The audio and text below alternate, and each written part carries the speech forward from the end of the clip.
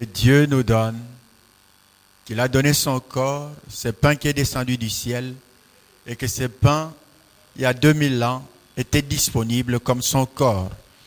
Que s'il en vient en manquer, s'il y a un besoin secret, nous avons la provision qui est le corps de Christ.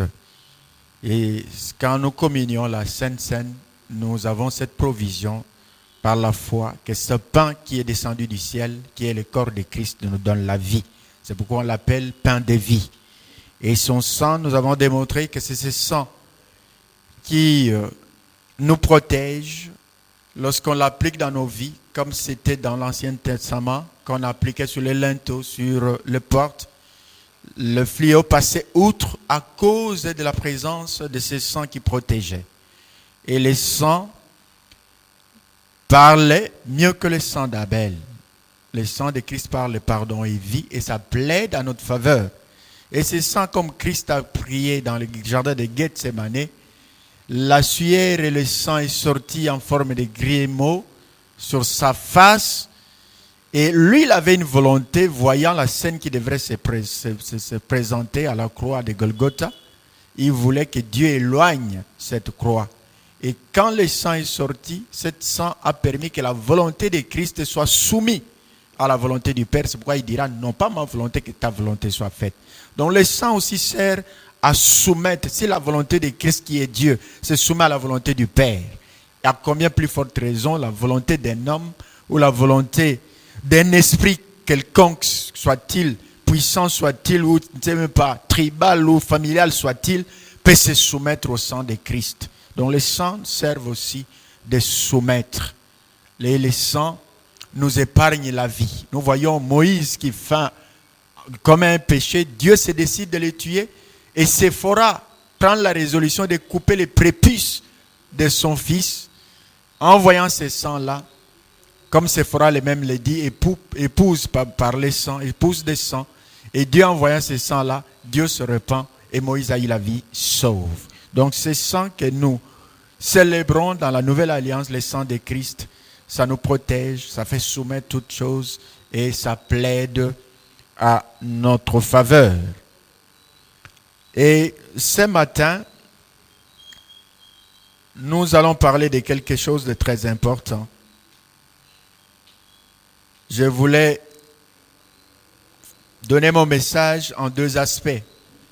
Que le premier aspect de quelques minutes, je vais célébrer le nom de Dieu, l'élever, lui donner gloire. Et dans le deuxième aspect, je vais parler de cette attitude que Dieu nous demande, tout en restant dans les concepts ou la considération de la Pâque. Donc, je vais épingler ces deux choses-là. Nous lisons la Bible dans le livre de Jean, au chapitre 19. Jean 19, à partir du verset 19. Là, je vais élever le nom de Dieu. Jean 19, à partir du verset 19. La Bible dit ceci. Je lis au nom de Jésus. Pilate fit une inscription qu'il plaça sur la croix et qui était ainsi conçue. Jésus de Nazareth, roi des Juifs. Beaucoup de Juifs lirent cette inscription parce que le lieu où Jésus fut crucifié était près de la ville. Elle était en hébreu, en grec et en latin. Les principaux sacrificateurs de Juifs dirent à Pilate, n'écris pas roi des Juifs, mais écrit qu'il a dit, je suis roi des Juifs. Pilate répondit, ce que j'ai écrit, je l'ai écrit. Amen. Voilà. C'est cette inscription qui m'intéresse et ces trois langues, dont l'hébreu, le grec et le latin, que cette inscription a été écrite. les principaux sacrificateurs vinrent. Ils veulent que Pilate change. Qui est Pilate? Pilate, c'est le préfet de la Judée. C'est l'autorité qui représente Rome. Il est là, il préside. Pilate était ses pouvoirs judiciaires et économiques. On l'appelait Ponce Pilate. C'est lui qui incarnait ces pouvoirs-là. Et lui, il écrit. Les autres viennent pour qu'on change. Mais Pilate dit, ce que j'ai écrit, je l'ai écrit. Dans la version Semeur, c'est écrit, ce que j'ai écrit reste écrit. Donc en tant qu'autorité judiciaire, en tant qu'autorité économique qui représentait, il dit ce que j'ai écrit est écrit. Donc ça reste écrit. C'est-à-dire pour dire que c'est en âme et conscience que j'ai écrit. Et comme pouvoir judiciaire, personne n'avait le droit de les modifier. Alléluia. Par leurs intentions, ils voulaient modifier. Mais ce que Pilate a écrit, c'était la vérité. Que Christ était le roi des Juifs. Et ça devrait rester comme ça, qu'il est le roi des Juifs. Pilate a écrit ce qui était la réalité et ce qui devrait se faire. Pourquoi mon attention va dans ces trois langues? Il écrit en hébreu, et il écrit en grec, et il écrit en latin. Quand je vois en ces temps-là, les sacerdoces étaient juifs. Donc c'est les Hébreux qui avaient les sacerdoces, qui étaient les souverains sacrificateurs. Donc ce pouvoir, ou cette autorité, ou le souverain sacrificateur devrait reconnaître que Jésus-Christ est le roi. Donc toute autorité sur le plan spirituel, nous devons reconnaître, même en ces temps, quand nous célébrons la Pâque, que tout ce qui est prêtre, tout ce qui est clergé, tout ce qui est dans les sacerdoces, nous devons reconnaître la royauté et la seigneurie de Jésus-Christ. C'est pourquoi c'était écrit en hébreu. Et c'était écrit aussi en latin, avant de parler de grec. En latin, pourquoi? Parce qu'en ce temps-là, l'autorité militaire, politique et économique était des Romains. Et que l'autorité politique, économique, militaire reconnaissent aussi, confessent aussi que Jésus-Christ est le roi des rois.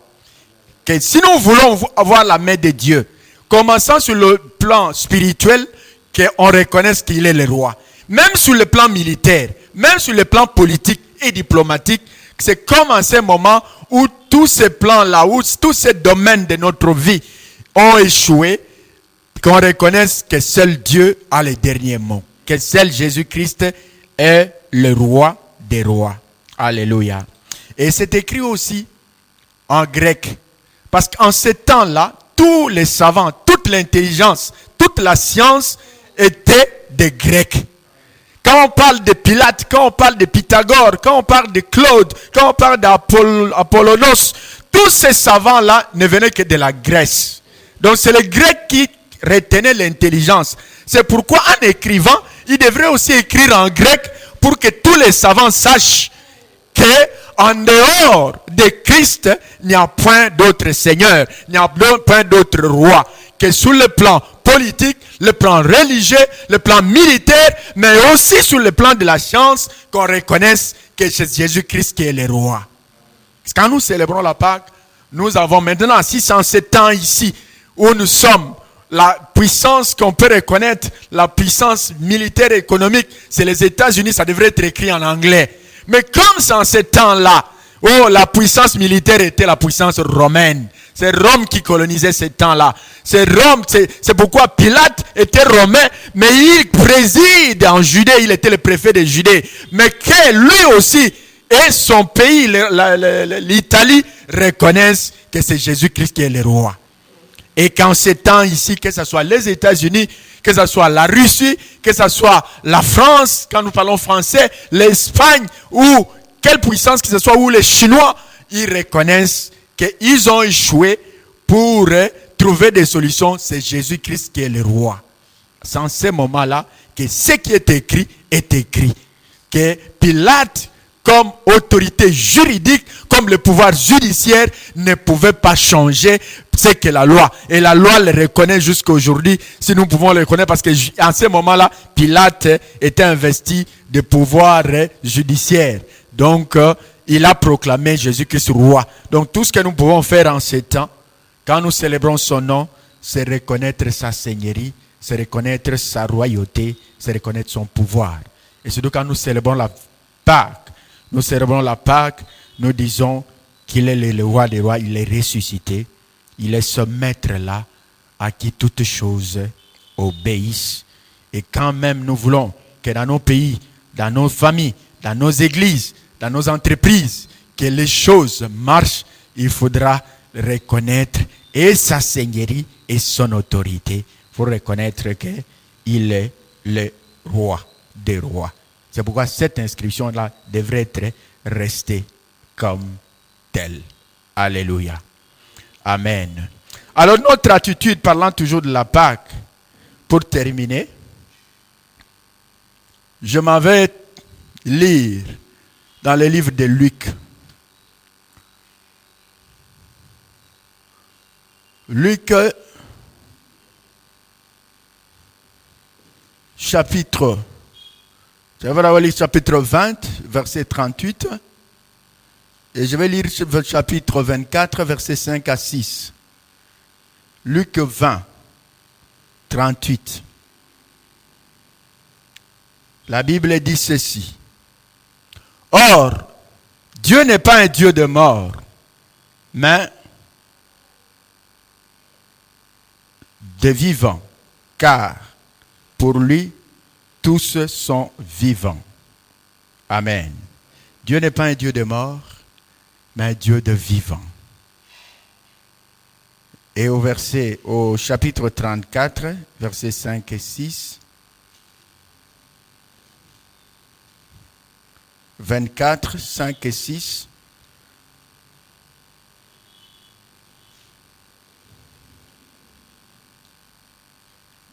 dit ceci. Saisis.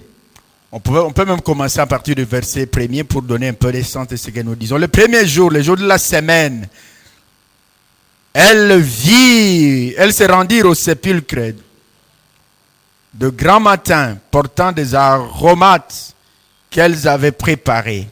Elles trouvèrent que la pierre avait été roulée devant le sépulcre.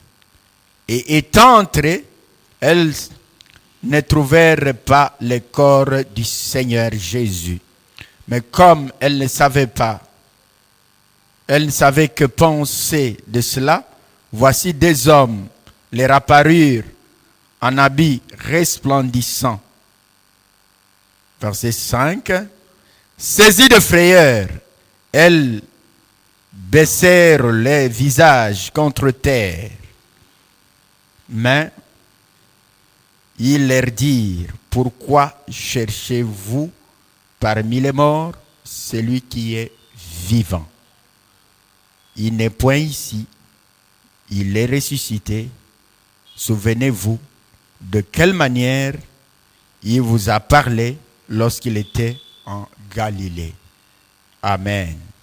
Alors le message que nous pouvons intituler, pourquoi cherchez-vous parmi les morts celui qui est vivant? Alléluia. Jésus-Christ est ressuscité. Les femmes se rendent au sépulcre avec des aromates, avec des parfums, pour mettre, comme c'était de coutume. Ils arrivent, ils trouvent que la pierre est roulée. La pierre est roulée pourquoi? Parce que le tombeau restait vide. Le tombeau est resté vide pourquoi? Jésus est ressuscité. Mais les femmes ne savaient pas qu'il est ressuscité. Elles ont eu peur.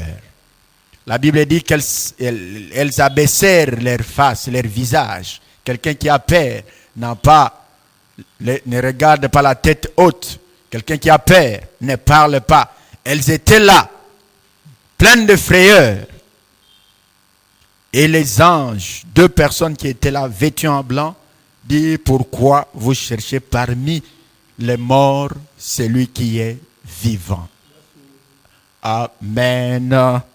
Alléluia. Aujourd'hui là, tu peux dire, nous ne parlons pas au sépulcre pour chercher celui qui est vivant, celui qui est ressuscité. Mais notre attitude démontre que tu peux manifester sans aller au cimetière, mais dans ta maison, l'attitude de quelqu'un qui cherche les morts. Comment quelqu'un cherche les morts? Lorsque, il a peur. Quand tu as peur, comme cette femme, quand ils vont au sépulcre, toute personne qui va au cimetière a peur. Donc si tu as peur, tu as la crainte, tu es dans l'angoisse, tu es dans la frayeur, tu es dans l'inquiétude, dans la panique, dans le pétoche ou dans la truie.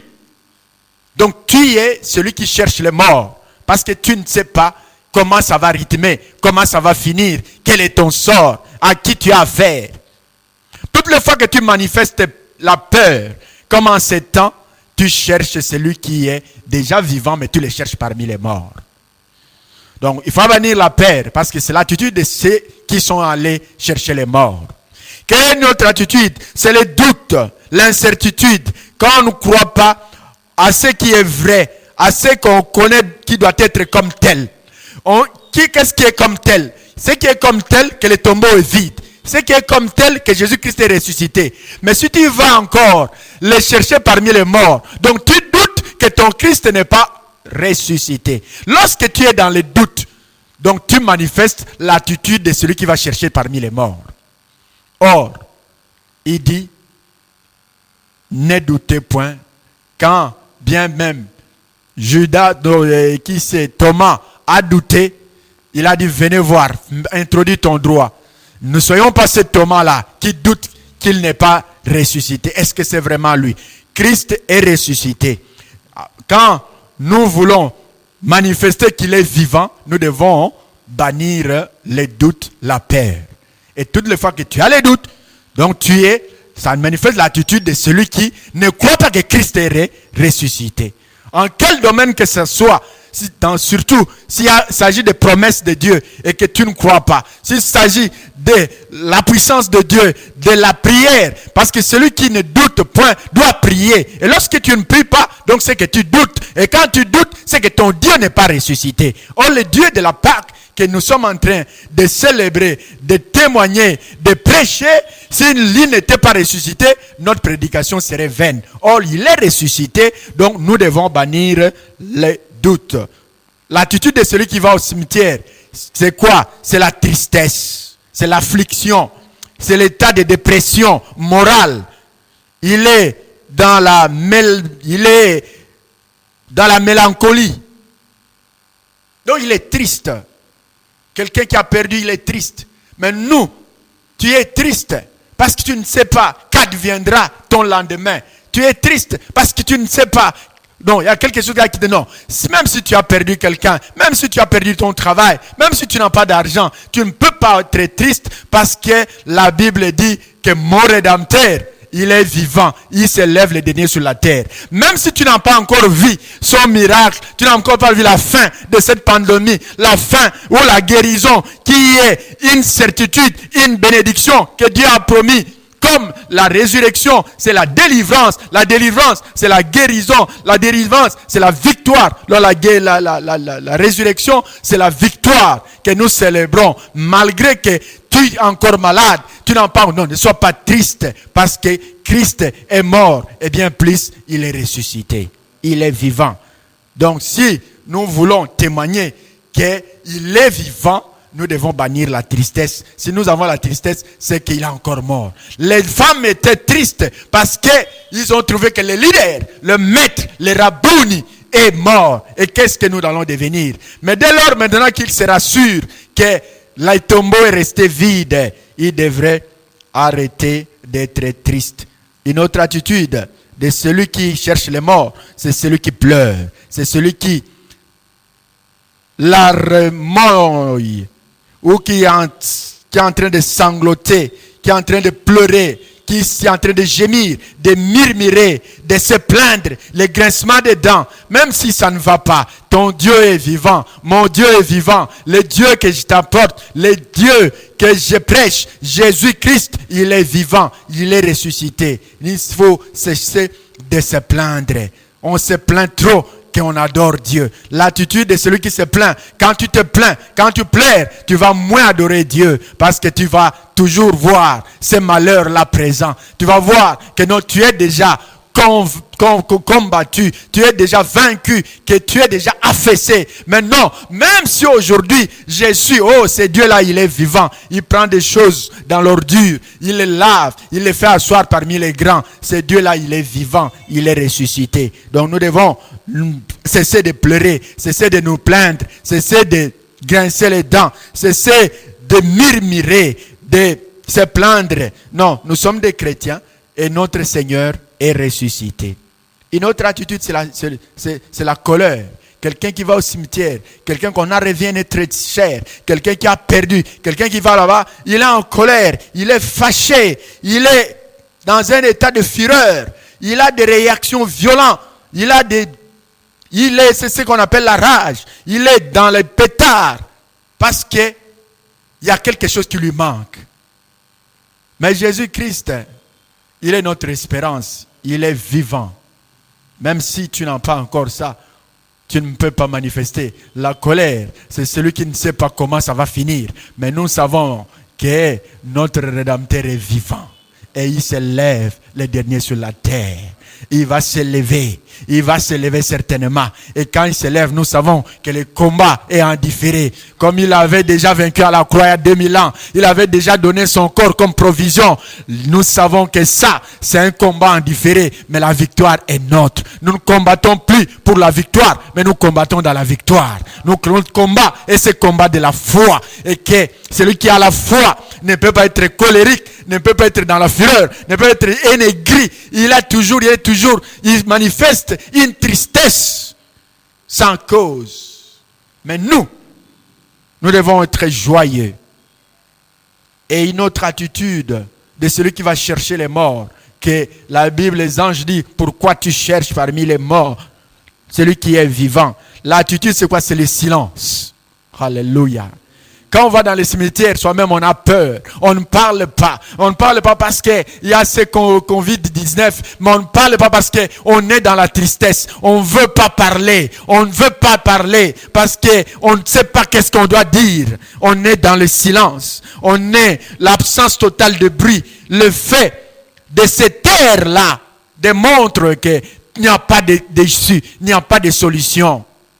Mais celui qui sait que son Dieu est vivant, que celui qui sait que son Dieu est ressuscité, celui qui sait qu'il doit voir les ressuscités lorsqu'on se trouve en sa présence au bas quand on voit que les sépulcres restaient vides, c'est le moment de la louange et de l'adoration. Et celui qui adore, celui qui loue, ne peut pas être silencieux, ne peut pas se taire.